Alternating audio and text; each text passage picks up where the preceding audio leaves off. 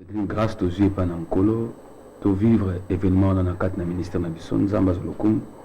Et mission Nabiso, ils ont habité ni ébélé, étaient ni à parole, étaient ni à prière, étaient ni à inviter, étaient ni à témoignage, et ezali. Nkola Zolokum, bien aimé, Bisiko Zali, Pema Zanango, Eza Christ Jésus Ndapesiango. Il est l'auteur de la création du monde entier. Maman Nzambe Mutasalio, papa Nzambe Mutasalio, Elenge Nzambe Mutasalio. Dès qu'on reconnaît Yango, franchement, to senganayo, mi pesa na Nzambe, mi kabana Nzambe, zali boso na Nzambe. Merci mtozi occasion na biso. Bileme lelo eza mukulu munene, to memi liboso na bino ba invité nanga baza ebele, bazali ba intercesseur, ba intercesseuse. Ya bana. Na bango longo toko sambela parce que mon mketanga sambeli Nzambe pa yokaka. To memi bango to sambela mingi pona campagne, mingi pona papa mama zolanda biso mabota, baza bana ba age kuta mikebo kumona bango. Mais tout ça musa Nzambe bilobi lakisa bana na yo lolenge bonzambe po ete na kokola na ye akwa na mabete ata kei mesuka suka akozonga parce que azui semence ya Nzambe. Voilà ba intercesseur ya bana to pesi bino banso bonjour. Bonjour. Voilà bana ba invité na ngai invité mission gloire à Jésus-Christ. Na yango bien dans le Seigneur tolito ka exhortation koutana banami bale katina bango mais yambo to kabango to belo komoko to na campagne muntu osala awa na Kinshasa na avenue Baboro numéro 6 bis en face ya Snell avenue Baboro campagne munene il y a 3 jours on a le 30 juillet le 31 juillet le 1er août to sukisi na Baboro na yolo site to ko lobelango to epi ressemble pona ngo vraiment Yesu a sembo loboko ya mibale pona bande ko bana ngola to kolanda après nde to kozongela bande ko na biso bakoka kolendisa biso bana intercesseurs balendisa biso na linga to landa na ngola na ba peso sika ko église ezana kalemba dojo c'est vrai. Et pas maman Lando. Maman Lando, Zolandanga Biskozana, Luanda, garder ici Kana, mais Tolito Salaboye. À partir déjà, il y a lundi OT, lundi au Kunizoya, à partir de lundi au Zoya, et une intercession, prière, nous commençons déjà, Nandaku, dans le pan Bisika, papa Eric Azali. Papa Eric Azanani, Aza, Mokambi, il y a un partenaire, il y a Moussala Nzambe, à Pessibison. Na manda ko le la télévision papa Erika Simba mi alobi papa to tia lisanga ya ba partenaire yemoko na biloko likanisi pa na yo zomo kumbana. Donc intercession nda kuna bisika ba ni suboza na Angola na Luanda na Angola d'une manière générale na Luanda particulièrement chaque lundi de 15h à 16h intercession na lopango ya papa na biso Eric na bolinga tolanda malba lobi na lingala pena portugais apesi adresse bisike kozala bongo na suka soki esili tokozonga pona baintercesseur bate ya biso et bongo tomata dans le sambo. On peut suivre. Bonjour. Boa tarde na bisika nyonso bozali kolanda ngai eza ngai ndeko na bino Eric na kolandisa mandenge na papa auti koloba po tobanda intercession na niveau ya Luanda. Alors nasepelaki tobanda intercession na résidence na ngai eza place ya kobunga te eza tout justement soki okomi na Aroge Fram to okomi na Oja Enda oleki église ya combat spirituel otuni Aroge Fram eza place nini au télémiga na Roche Fram au bengi 1 minute kaka na fongoli portail na zuyo to so moni que no Roche Fram est compliqué au lobby kaka na entrada ya Shkwanza eza ka pembeni na Roche Fram kaka na triangle wana au telemi obengi na numéro na ngai nakobima nakozwa yo ekoumela te mwa 1 minute seulement eza déjà nakoza ja soko binga na Roche Fram do nenda kwanza déjà oza na pembeni ya ndako na ngai. Alors na bao bayebi koloba portugais bayoka lingana na pasi na kobandela message na langue portugaise. Com relação à conversa que eu tive com o Papa Pastor no Congo sobre o início das orações aqui em Luanda, eu gostaria de dar o meu endereço da minha residência, que não está num sítio perdido, não está num sítio assim complicado, está num sítio fácil a descobrir. Quando você está vindo Kikolo, está vindo da Cuca, fala sobre o motorista para te deixar na entrada dos Kwanza, um no Arroz Fram, no Triângulo dos Kwanza, um no Arroz Fram, liga para mim, eu vou sair, vou vir te buscar. Quando chegar no Triângulo dos Kwanza, não está distante da minha casa, é 1 minuto, você já está no meu quintal. Para aquele que não tem meu terminal, vou dar meu terminal através desta. É 945 36 90 50. Repito mais, 945 36 90 e 50. Agora vamos depender do dia que o papai vai falar, se calhar na segunda ou terça ou quarta, dependendo do Espírito Santo que vai conduzir o pai lá no Congo. Depois ele vai dar comunicado a partir de lá e aqui nós é só vamos dar sequência do pedido do pai. Que Deus te abençoe. Eu sou vosso irmão João Eric, aqui em Luanda, hoje ainda na entrada dos Kwanza. Bonjour, bonjour, bonjour. Bonjour, bonjour, bonjour. Boa tarde, na Bisiga Nyoso. Bien, tu peux me coller s'il vous plaît.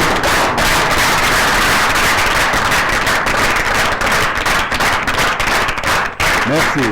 Voilà, to limite aux exhortation mouké et pas ya intercesseurs ya liboso. Après tu rejoins ami balé. Bon, tu as quelques sujets de prière. Intercesseurs ya liboso. Oui. Merci pour la parole. Je raconte une histoire d'Abraham. Abraham, il avait épousé Sarah comme femme. Sarah, elle n'enfantait pas. Ils avaient une servante au nom d'Agar. Sarah a dit à Abraham d'aller enfanter avec Agar. Et puis, Agar aussi a enfanté un fils au nom d'Ismaël. Et quelques années plus tard, Sarah a aussi enfanté un fils au nom d'Isaac. Et puis, Sarah a dit à Abraham de chasser Agar et son fils Ismaël. Dès qu'ils sont partis dans une vie misérable au désert, il n'avait plus d'eau. Sarah a laissé son fils aux abriteaux. Elle s'est éloignée pour ne pas voir mourir son enfant.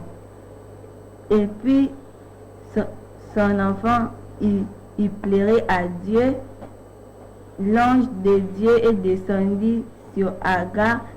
L'ange a dit à Agar, ne pas avoir peur. Il a dit à Agar ça. Et puis, quand l'enfant a crié, avant une semaine, Dieu a fait quoi? Dieu a béni la mère à l'aide de son enfant. Oui, c'est dans quel livre tu as lu? Genèse, le chapitre 21, verset 15 au 17e verset. Oui, pour l'histoire, il faut acclamer le Seigneur. Ok. Ça signifie que quand l'enfant pleure, prie à Dieu, Dieu peut entendre sa prière pour, n'est-ce pas, en faveur de la famille, n'est-ce pas ça? Oui. C'est ça l'idée que tu as dans cette parole. Oui. Ok. Maman, je le bénis. Merci pour la parole. Moi, je lis dans le verset de Matthieu 19. Moi, je lis dans le verset de Matthieu 19. La voix, oui. Je lis dans le livre de Matthieu 19, verset 13 à 15. Ok. J'ai lu au nom du Seigneur. Amen. Alors, on lui amena des petits enfants afin qu'il leur impose les mains et prier pour eux. Mais les disciples les repoussaient et Jésus dit, laissez les petits enfants et ne les empêchez pas de venir à moi, car le royaume des cieux est pour ceux qui leur ressemblent. Et il imposa les mains et il partit de là. Ok. Mon exemple est que les petits enfants venaient près de Jésus et les disciples les arrêtaient. Maintenant, Jésus a dit qu'il faut laisser les petits enfants venir à lui. Mon prédication est que le royaume des cieux n'est pas seulement pour les petits enfants. Même si tu es grand, si tu veux entrer au royaume des cieux, il faut laisser tous tes péchés, abandonner tous tes péchés, être comme un petit enfant qui n'a pas de péché pour entrer au royaume des cieux. Même si tu es un koulouna, même si tu veux, si tu réalises que nous sommes au temps de la fin, je veux que si tu es mort, ton esprit va aller dans les lieux de repos. Si tu veux que le principe aille dans les lieux de repos, il faut abandonner tous tes péchés, tout ce que tu faisais du mal, il faut que ça devienne du bien. De venir à Jésus. Et abandonner tous tes péchés, de te repentir pour que ton esprit puisse se reposer en paix. Voilà. Est-ce qu'on peut acclamer? Merci. Tu as ajouté quelque chose ou bien tu as fini? Ok. Que le Seigneur soit glorifié. Dans l'ensemble, Bisika Bozali, si nous avons fait ça, surtout Saliango, c'est juste pour nous dire que il faut que nous sabana malbanankolo et baser la vie de prière. Tuyoki ndeko o apesi lisolo ya Agar na Ismaël. Ndeko apesi lisolo ya Yesu bana bakende pa na ye. Mutu nyonso akende pa na ye yambola masomo. Voilà, comme vous avez un intercesseur, et vous serez en exhortation, il faut quoi? Prier. N'est-ce pas ça? Il faut prier. D'abord, avant tout ça, trois sujets, bon, to kozongela. Autonomie biso banso ndenge tozana bana, to élever combat Yesu. Yo pozana ndako, zolanda biso partout dans le monde entier, na limite ensemble na bana na biso. Omoni oyate yabi mwana ganga leli bongo nzamba yoki akiteli bango ngolu maekiti oya lobi ete bana bayaki pana Yesu a imposé bango maboko apambola ki bango. Donc tozo bendela nzambe kopesa ni Yesu merci et lever le logo alléluia.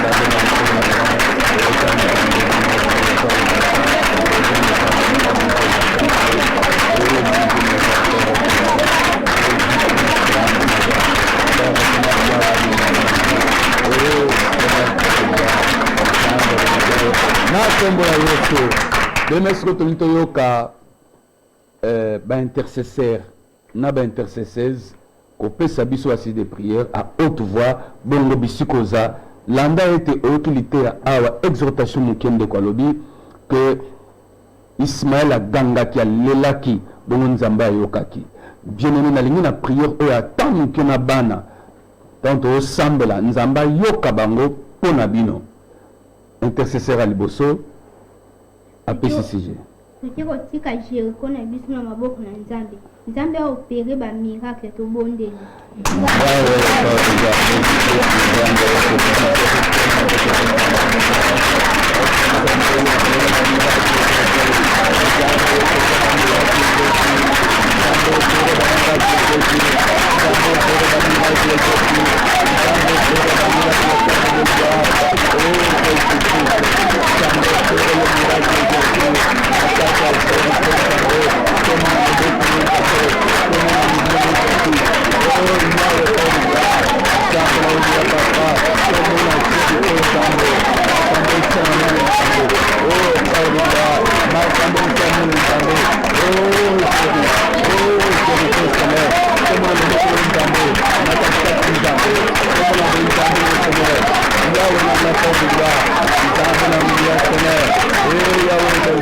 Oh,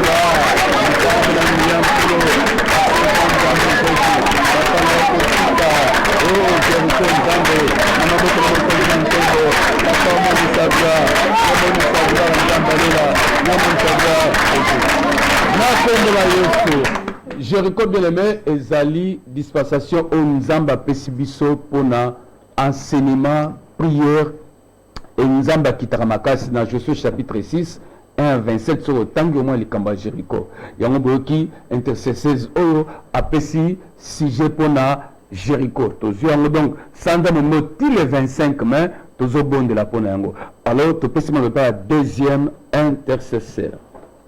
Toki kotika campagne na maboko ya Nzambe apambola bato apesa bango mabongo mpo basoutenir campagne mpe bato bakosenga barepo na misala bango bakonge mpo baya campagne Nzambe yasima mitema bapatron na bango ata bapatron na bango bamisusu baboyaka me oyo ya bango baboya te bandima toki kosambela bona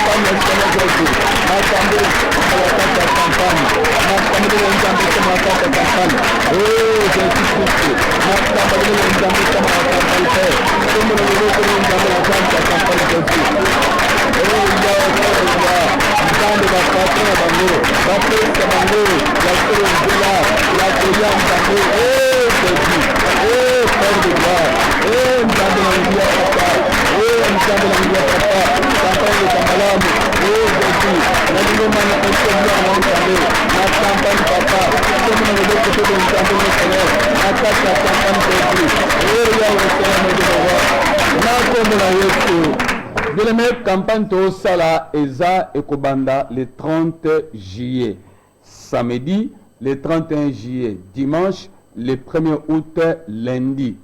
Wapepai na avenue Baboro numéro 6 bis en face à Sénayolo Sid.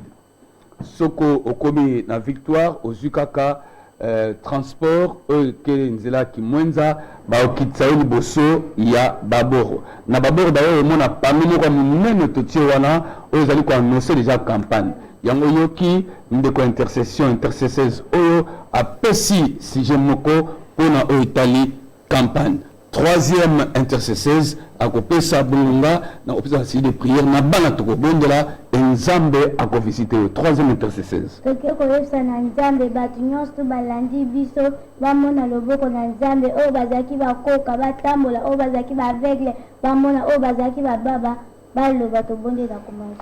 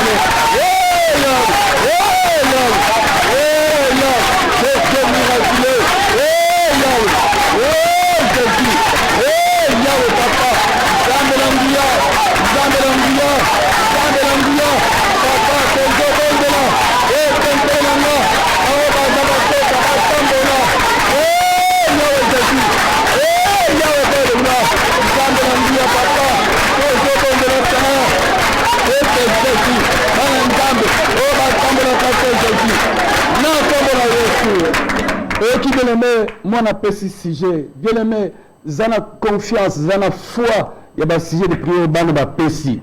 Baza ban na kata département intercession. Bien aimé, tout semble la siko. Tout semble la pour la chaîne Oyo RTVS 1.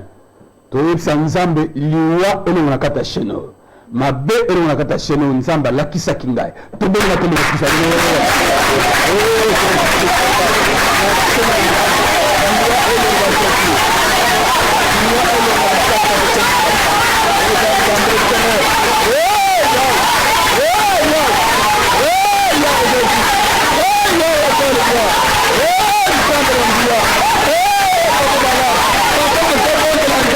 You want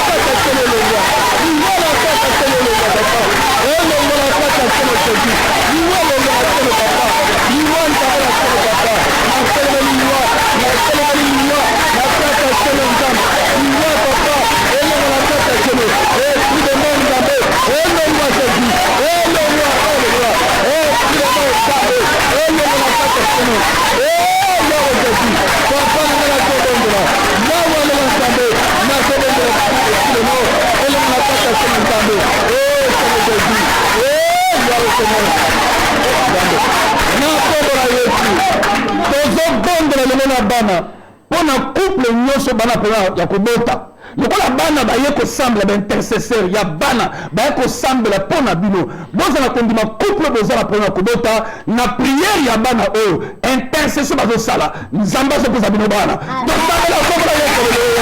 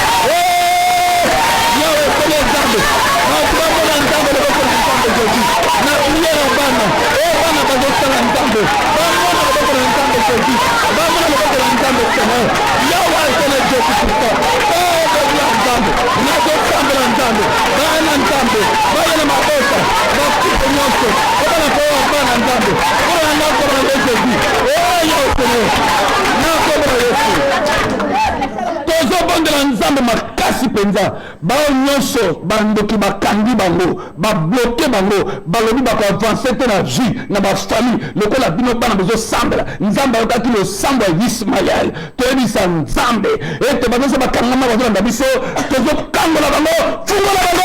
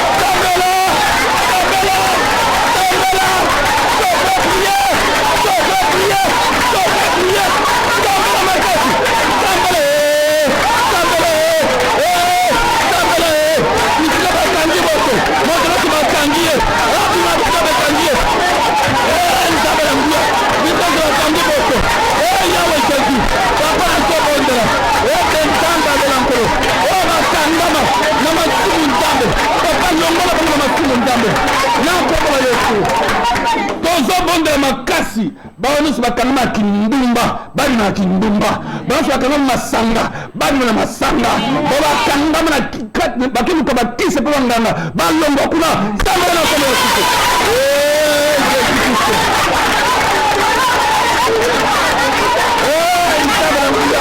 papa nazobondela nzambe banyonso bakangama na masanga banyonso bakangama na kindumba banyonso bakangama na kati ya mabe nzambe papa nazobondela Jésus nazobondela nzambe babima na kati ya mabe babima na kati ya mabe nzambe papa na nga Yesu papa nazobondela Jésus ete par de gloire nzambe na nguya Seigneur yawe nabondela nzambe sembole bongo papa sembole bongo Jésus yawe bona par de gloire nzambe na nguya papa nzambe na nguya papa nzambe na nguya papa nazobondela yo nzambe na nguya nazobondela yo nzambe na nguya papa nazobondela Jésus Seigneur Jésus Jésus-Christ nazobondela Yesu amen amen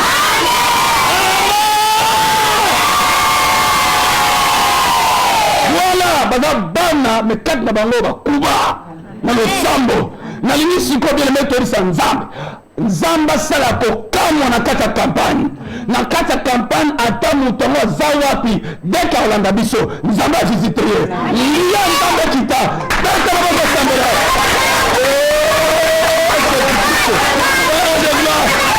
nzambe na nguya moto nyonso nzambe alaokolanga Jésus na kampagne papa na kampagne nzambe moto nyonso akoya nzambe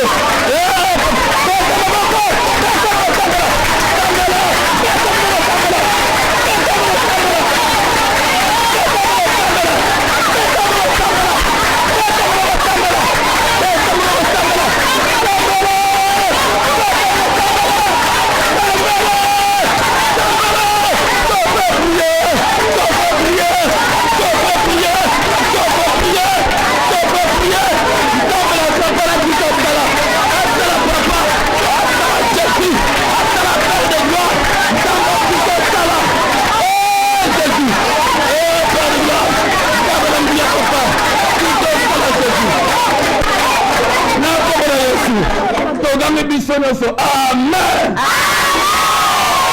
Gloire à Jésus. Bien aimé, na limite tous sur 3 minutes. Tous ont une adresse. Il y a église et peuple na loi de Angola au bazo bana intercession. Ba numéro mi ba monde ba tiona. Moko papa frère Eric, moko frère Claude. Bo bengi bango pour vos précision, il y a l'élu de banda intercession de 15h à 16h. Si la régie est prête, nous balançons cette image. Bonjour. Boa tarde na bisiga nyoso pozali kolanda ngai. Zanga ndeko na bino Eric na kolandisa mandenge na papa auti koloba poto banda intercession na niveau ya Luanda.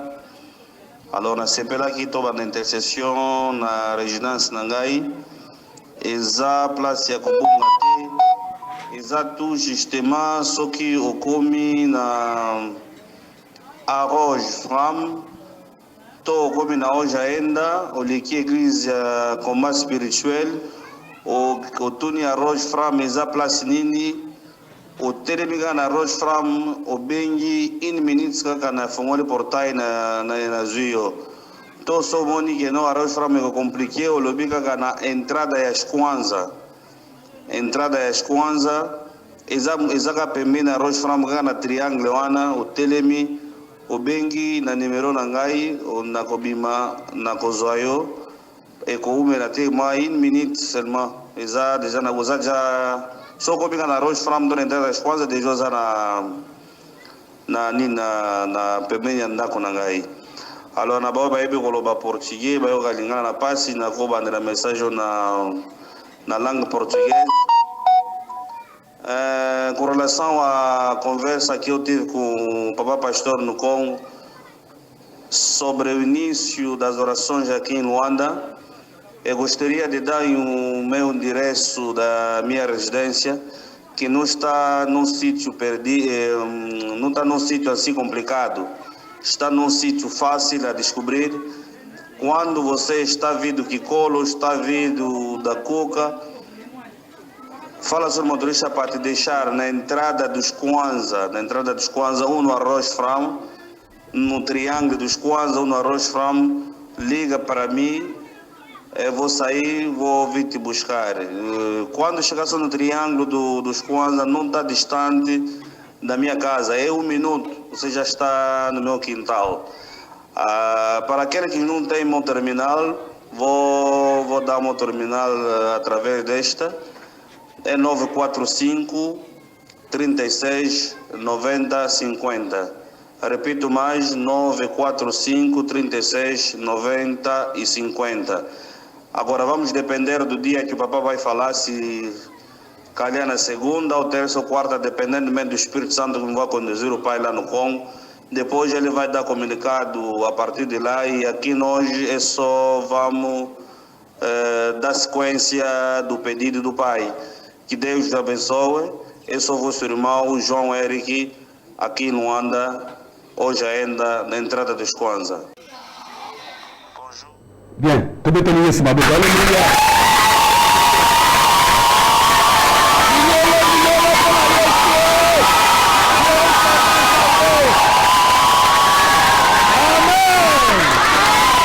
Amen.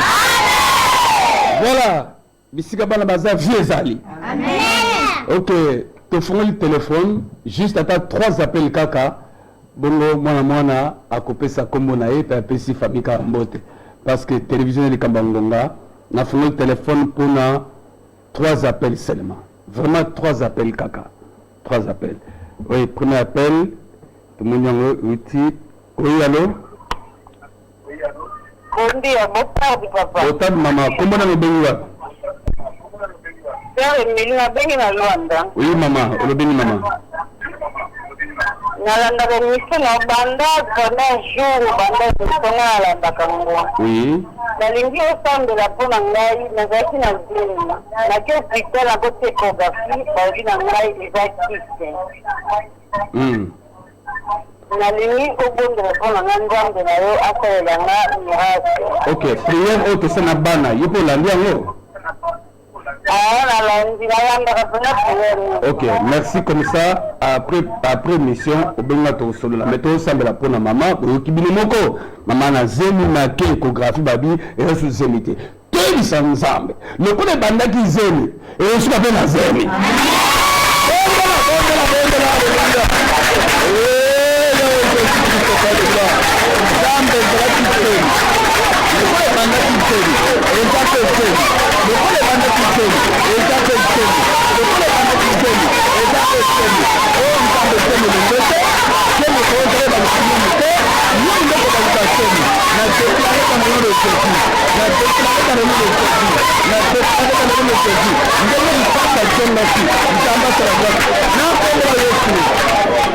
ndenge lipasa mibala zongaki ndenge mpe zemena ezongi eke beza na bondima eta milolo mpo eza na bondima. Voilà, entre-temps, téléphone à information, on a appelé le côté de Togoyamba. Tu as 3 appels seulement. Tantôt, banda, naba intercesseuse, tout banda na kuna, après tomati boye, toke tiboye. Rapidement, intercesseuse, au PCBSO, combo na yo, ezanani. Combo na précieuse. Précieuse. Voilà, wapio. Yo na, comment? Précieuse. Précieuse, hein? Au PCB famille. Voilà. Ndeko. Comment na Carmel, na petite famille na Rambo. Comment nani? Carmel. Carmel. Au petit famille na yo mbote. Ah mais bon bateau comment mboka te Carmel nani? Carmel nani? Carmel Goy. Voilà. Nani kuna? Je m'appelle Dolian Mokatuma, je salue ma famille. OK. Nani kuna? Combo la rage Delphine Bolanda. La salut maman na papa na petite famille na Rambo. OK. Musa yana suka? Nani? Combo la rage Tiki, la petite famille na Rambo. OK. Tout le appelle Moko. Oui, allô. Allô papa. Maman, comment la bonne vie? Le maman. nazolanda bana bana biso na sepeli makasi kai kokanga mpe eza problemi makila ekati ezobima esu te. OK, tosambela mpona mo. OK. Maison kozala bana pene elono. Merci beaucoup. Tosambela mpona mama mina na Angola makila ekati ezobima esu te. Mwasi ifambo na makila na ye. Sambela na kolo ezobele. Oh, c'est Christ le roi. Sambela na kolo. Le kolo de la nzambe. C'est na mama au Jésus. Le roi. Sambela na mama na makila na ye. C'est kile de la nzambe. Oh, Jésus Christ. Sala motuya mama mona ngo, mama mona mikambo na ye. Bongo mlo ko sala yo. Na kombo la Yesu. Voilà. Et comment tu vas nani? Voilà. Comment nani? Je m'appelle Andy Orange, je salue ma famille. Tu t'appelles comment? Andy Orange. Andy Orange. Tu salues? Ma famille. OK. Après Andy, nani? Combo la nga Eliane Tonda. Pesi famille na mo bimambo te pe na remercier pasteur Anto la mwana sia misini. Po ba on va sungana na tambola kaka na nzela nzana. Ah mais Nzambe tata, tu vas appeler le sous. Oh, ça appelle un souka. Oui, alors. Ah, d'accord. Que Nabi a dans 3 appels, hein. Après, voilà. Ndeko, moi, c'est pas ça l'intercession, oui. Comme on a. Je m'appelle Merveille Ikolomba. Je salue ma mère. Tu t'appelles comment? Merveille Ikolomba. Ah. Je salue ma mère Esther Kumba. Je salue Pasteur Raoul. Je salue tout le monde qui me suit à la télé. Ah, OK. Voilà. Nous sommes sur le coup. Allô? Toujours un déco. Aïe. Déco, il y aura 3 personnes. Toujours maman. Maman. Awa. Allô? Allô? Oui, Nani? OK. Je m'appelle Merveille Micheline Sakadi. Merveille Micheline qui? Sakadi. Sakadi, OK. Je salue ma famille, je salue Pasteur Raoul et Sœur Messérie. Ta famille est où? Ma famille.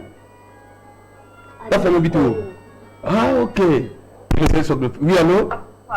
Allô? Allô papa. Bonjour maman, le bini maman, Mbokanine.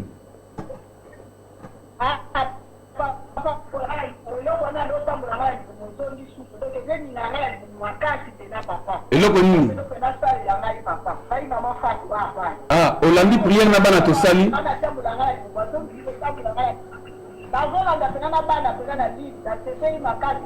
oza na ngola na mboka nini ok mama Fatou tokobondela mpona na suka merci hein tokanga kombo mama Fatou avant tokende tobondela mpona hein ndeko kombo na D'abord je me présente, je m'appelle Prinel Ndjoulou, j'ai famille ma famille Ndjoulou. Tu t'appelles comment? Prinel Ndjoulou. Prinel Ndjoulou. C'est ça ton nom? Ok, kombo na ye Prinel Ndjoulou. What Prinel? T'as la caméra. Bon, et la première fois tu comprends pas, n'est-ce pas ça? Ok, nani nasi mananga ce soir. Bonjour tout le monde qui me sait à travers. Moi je me présente d'abord, je m'appelle Jetou Imunga Esengo. Tu t'appelles comment? Jetou Imunga Esengo. Jetou Imunga Esengo. Alors, tu salues? Je salue ma famille, tout qui me suit à travers les mots. Merci beaucoup. Kola Zorokungu, oui. Bonjour tout le monde, je m'appelle. Mungongo Makasi. Bonjour tout le monde, je m'appelle Michael Mukiezi Emma. Je salue ma mère et mon père, je salue toute ma famille. Ok, Yeso Zorokungu. Nani awa? Mungongo Makasi. Bonjour tout le monde. Oui. Je m'appelle Vivi. Je m'appelle Vivi Ngabou. Je salue mon mère et mon père. Je salue Serge Sylvie. Oui, vous comprenez que c'est... Les affiches, hein? Les affiches à la télévision, vous comprenez. Nous demandons ce qui passe par là-bas, Kemisa, 4 nabango pour être 11 ambatiers et ça moussala. Il y a monté ça, voilà. Oui. Comme on a Abies, Mukendi, Kinde, na pesi mbote na papa na ngai, pe maman na ngai, na pesi pe na famille na ngai nyonso ko bazo na ngai. Ok, Mukendi c'est la famille quoi?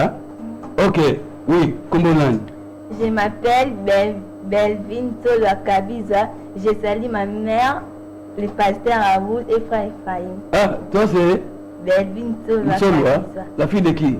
Pasteur Raoul. Yesu sur le Kumu. Amen. Amen. Amen. Amen. Est-ce qu'on peut acclamer le Seigneur? Ok. Nani. Bonjour à tous. Je salue mon père et ma mère. Je salue la famille Tiki et je m'appelle aussi Tiki Sem. Voilà. Nzamba sur le Kumu. Il y a un petit combo. Ok, allez-y. Je m'appelle La Joie. Kadibala, je salue ma mère. Poussez la boue. Oui. Tu t'appelles comment? La Joie. La joie. Et c'est mon essence. Ok, allez-y. Je salue ma mère et mon père. Ok. Comment sur le Kumu? Oui. Bonjour tout le monde. Je m'appelle Elohim Mea. Zonga Yakabo. Yakabo. Ok. Tu t'appelles comment? Elohim Mea. Ok. Tu salues toute ta... toute ma famille. Ok. Tu es dans l'intercession, n'est-ce pas? Oui. Ok. Soukanani. Bonjour, je m'appelle Miradi Kalema. Je salue toute ma famille et le pasteur Aoucho.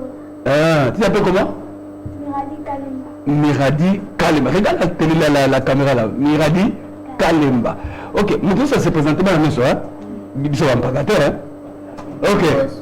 Bibiso. Voilà. Bonjour à tous, j'ai mon nom de Ketia Ina. Je salue toute ma famille qui me suit à la télé. Ok, vous avez l'intercession. Ok, il y a Madame Tsukakunanan. Bonjour. Bonjour toutes les gens, je m'appelle Ngoi Lumière Kachunga. Je salue toute ma famille. Tu es aussi dans l'intercession. Toi, tu as quel âge? Moi. Elle a quoi? Elle a 6 ans. T'es maintenant.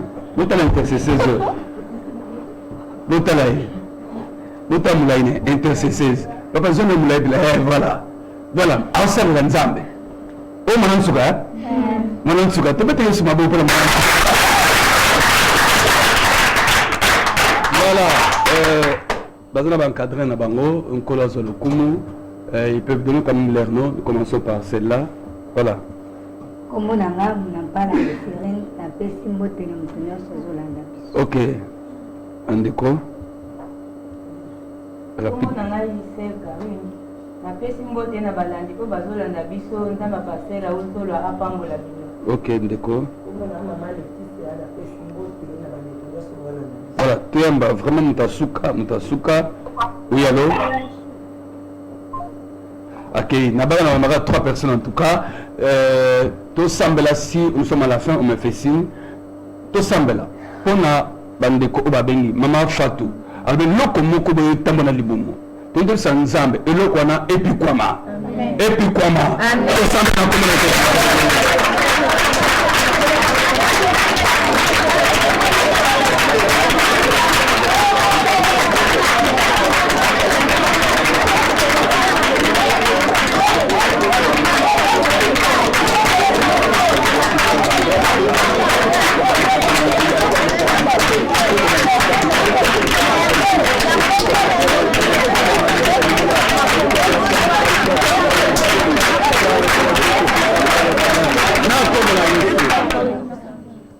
Dieu le met dans le Seigneur.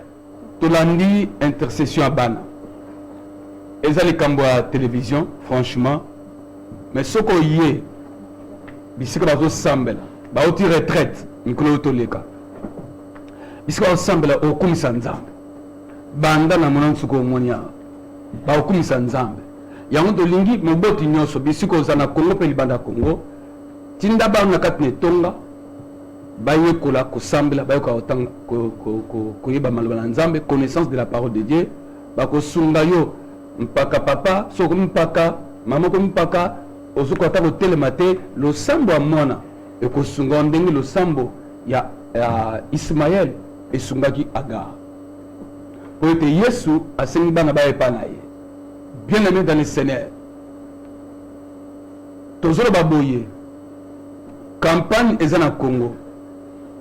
Le 30 juillet, tu le 1er août.